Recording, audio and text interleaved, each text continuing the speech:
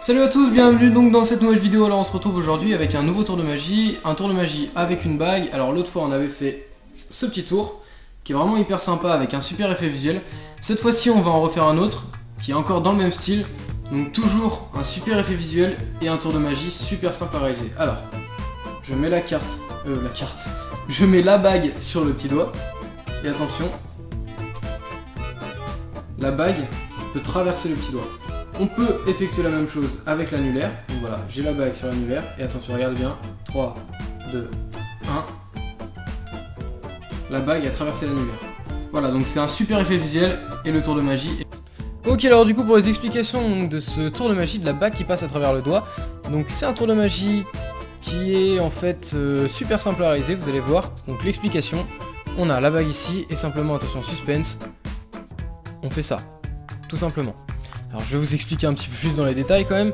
Alors, on a la bague, on la met sur le doigt. On se met face au spectateur. Même pas besoin d'être face au spectateur en fait. On peut même, le spectateur peut même être à la position de la caméra juste ici. Même comme ça, l'effet passe tranquille. Alors, on met la bague ici. On met aucune force, donc là c'est très important, aucune force dans la main gauche. Alors on laisse la main gauche comme ça. Mais il ne faut pas exercer de force dans le petit doigt et en fait dans toute la main gauche. C'est uniquement la main droite qui va faire le mouvement. Donc qu'est-ce qui se passe avec la main droite? On tire la bague et au moment de tirer, on pousse.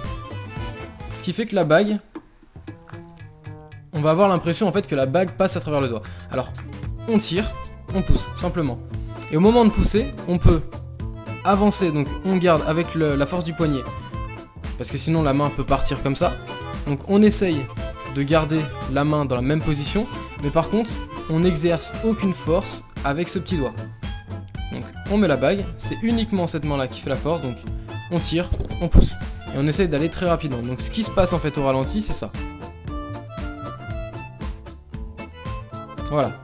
Donc bien évidemment on essaye de rester dans le même axe. Puisque si vous arrivez après ici, le spectateur pourra se douter qu'il s'est passé ça, voilà. Alors que si vous êtes dans le même axe, au final, et que vous êtes rapide, c'est un mouvement vraiment qui se fait très rapidement, voilà, vous êtes comme ça, on tire, on pousse, voilà. Et en même temps, on peut accompagner le geste avec la main comme ça, mais bien évidemment, sans exercer de force avec le petit doigt. Il faut que le petit doigt reste vraiment mou, comme s'il était mort. Donc on est comme ça, on tire, on pousse. Même chose pour l'annulaire. Faut juste aller un tout petit peu plus vite. On tire et on pousse. Tout simplement. Le doigt en fait reviendra automatiquement comme ça.